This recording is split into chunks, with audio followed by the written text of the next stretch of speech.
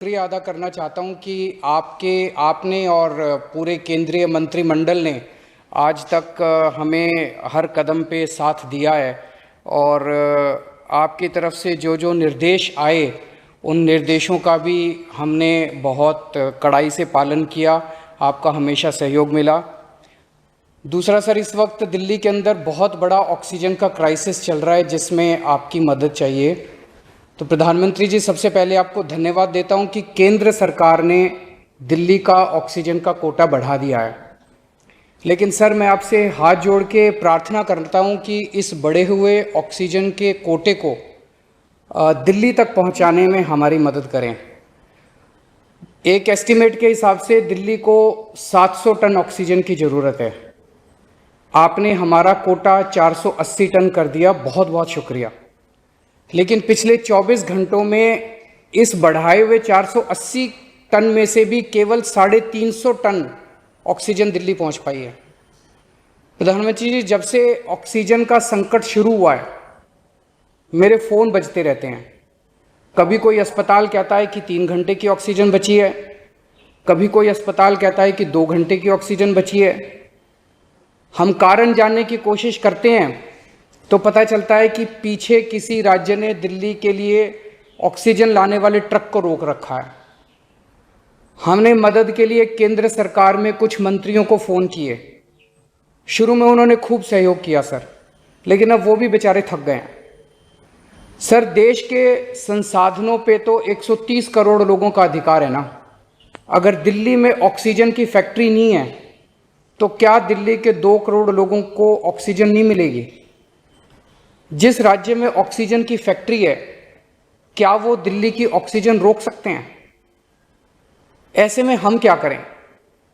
Sir, मैं आपका बेहद शुक्रिया अदा करना चाहता हूं कि आज आपने ये मीटिंग बुलाई है, बहुत सही समय पे ये मीटिंग बुलाई है।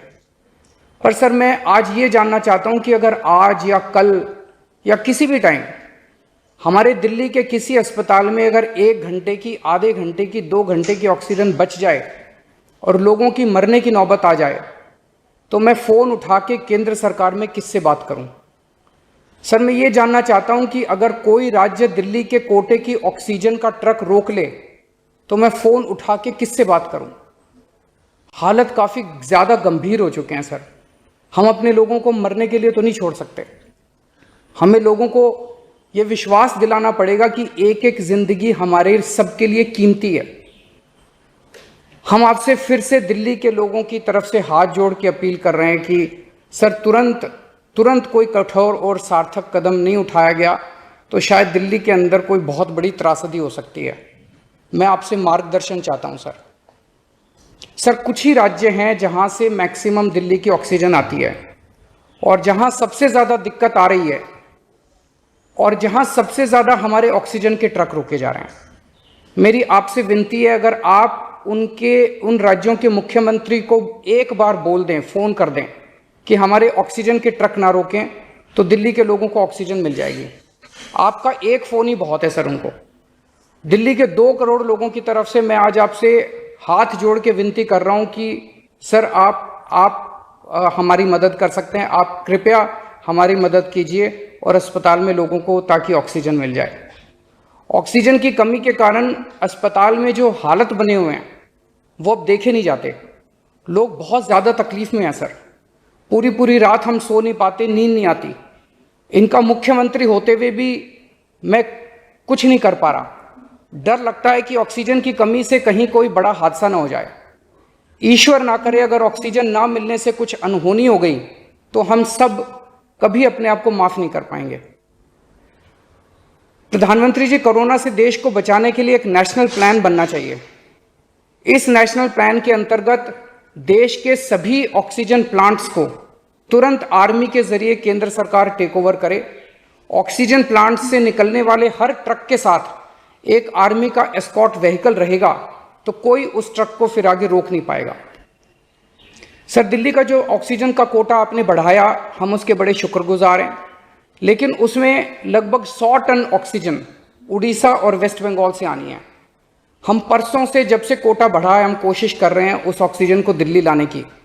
मेरा आपसे निवेदन है कि यहाँ से ऑक्सीजन अगर हो सके तो हमें हवाई जहाज से उपलब्ध करवाई जाए, और नहीं तो जैसा अभी बताया गया आपका आइडिया है ऑक्सीजन एक्सप्रेस शुरू करने का, वो ऑक्सीजन एक्सप्रेस शुरू करके वेस्ट बंगाल और उड़ीसा से हमें ऑक्सीजन दिलवाई जाए। आइडिया नहीं, ऑलरेडी चल रहा है। सर दिल्ली तक नहीं पहुंच पा रही हमारी, दिल्ली तक नहीं आ रहा। उसमें अगर हमें दिल्ली के लिए भी कॉरिडोर मिल जाए तो आपकी बड़ी मेहरबानी होगी सर।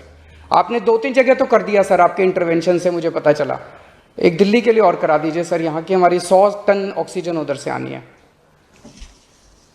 प्रधानमंत्री जी, हमारे देश के वैज्ञानिकों ने इतने कम समय में जो वैक्सीन बनाई है, इसके लिए हमारे वैज्ञानिक साधुवाद के पात्र हैं। आपने इसमें जो प्रयास किए, आपका बहुत बहुत शुक्रिया। अब हम सब लोगों को मिलके कम से कम समय में अपने नागरिकों को ये वैक्सीन लगवानी चाहिए। इसमें केंद्र और राज्य सभी सरकारों को हमको मिलके काम करना है। अभी सर केंद्र सरकार ने आदेश जारी किए हैं कि 1 मई से राज्य सरकारें सीधे कोरोना वैक्सीन खरीद सकती हैं। इसके बाद एक वैक्सीन की कंपनी ने अपने रेट जारी किए हैं कि वो केंद्र सरकार को 150 रुपये में और राज्य सरकारों को 400 रुपये में देंगे। सर एक ही देश में एक ही सामान के 2 रेट कैसे हो सकते हैं? 1 नेशन 1 रेट होना चाहिए। सारे देश को एक ही दाम पे वैक्सीन मिलनी चाहिए। अगर देश एक है तो वैक्सीन का दाम भी तो एक ही होना चाहिए। तो मैं आपसे निवेदन करता हूं कि केंद्र सरकार को, राज्य सरकारों को एक ही रेट पे वैक्सीन मिले। जिस रेट पे केंद्र सरकार को वैक्सीन मिल रही है, उसी रेट पे राज्य सरकारों को भी वैक्सीन मिलनी चाहिए। सर हर एक जान हम सब लोगों के लिए कीमती है। हमें ये एहसास हर भारतीय को इस वक्त कराना होगा। इसलिए मेरा मानना है कि देश में सबको दवाई, सबको वैक्सीन और सबको ऑक्सीजन मिलनी चाहिए, और बिना किसी विवाद और बिना किसी रुकावट के ये मिलनी चाहिए। मेरा विश्वास है देश में अगर कोरोना के खिलाफ एक नेशनल प्लान होगा तो हम सभी राज्य सरकारें और केंद्र सरकार मिलके इस दिशा में काम करेंगे। सर कोरोना की वजह से दिवंगत आत्माओं को शुक्रिया अदा करना चाहता हूं कि आपने और पूरे केंद्रीय मंत्रिमंडल ने